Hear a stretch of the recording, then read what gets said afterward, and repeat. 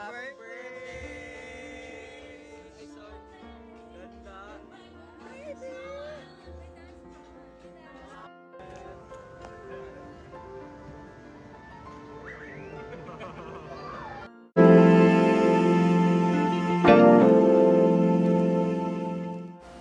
Magkasabay nga na ipinagdiwang ni na Mami Jessie Menjola at Baby Peanut ang kanilang kaarawan ngayong araw.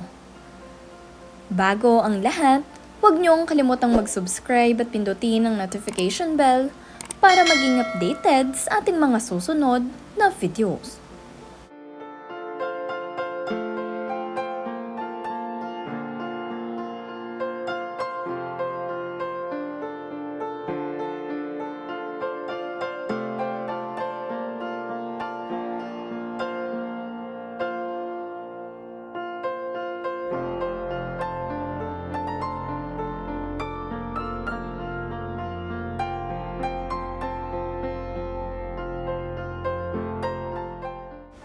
Maaga ngang ginanap ni na Jessie Menjola at Luis Manzano ang first birthday celebration ni Little Rosie. Kung saan ngayong araw nga ay ipinagdiriwang ni Jessie Menjola ang kanyang 31st birthday. Ngunit ito nga rin ay para sa first birthday celebration ng kanilang anak na si Rosie. Napakalaki nga rin ang cake na inihanda nitong sina Jessie at Luis para sa kanya. At bukod pa nga rito, ang birthday cake nitong si Mommy Jessie Menjola dahil ngayong araw ang kanyang birthday talaga.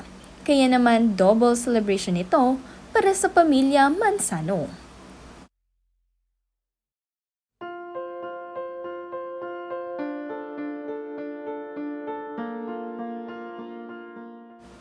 Sa December 28 pa nga ang mismong first birthday nitong si Baby Peanut, ngunit maaga na nga nila itong isinelebrate dahil isinabay na sa birthday celebration ni Mommy Jessie Menjola.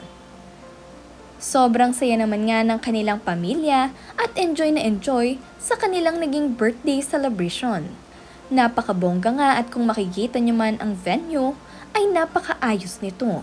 Talagang pinaghandaan ito ni na Mommy Jessie Menjola at Daddy Luis para sa kanyang first birthday celebration. Kaya naman pala sinasabi nitong si Joan Angeles na kung malalaman lang daw nitong si Peanut ang ginastos ni na Mommy Jessie at Daddy Luis para sa kanyang first birthday celebration ay tila ito debo na. Dahil kitang-kita niyo naman, pagkain pa lamang dito ay sosyal na. Meron pang paapoy dito na talaga namang kinaaliwan ng kanilang mga naging bisita.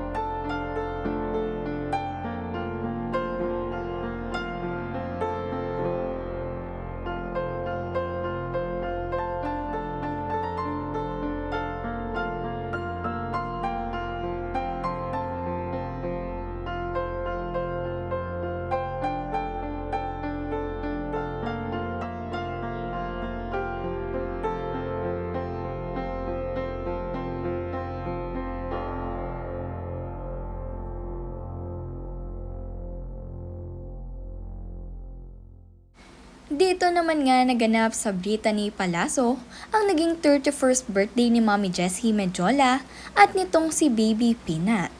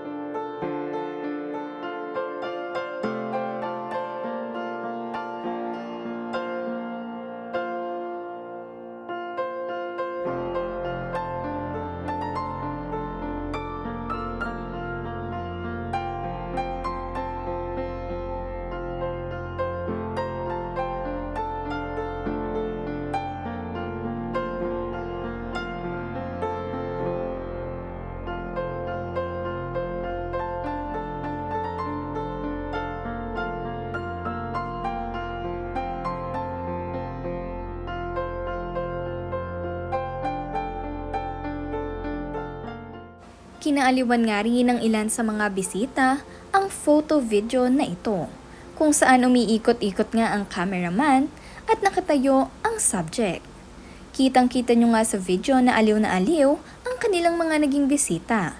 Talagang napakasaya ng naging first birthday celebration nitong si Isabella Rose dito sa Brittany Palazzo.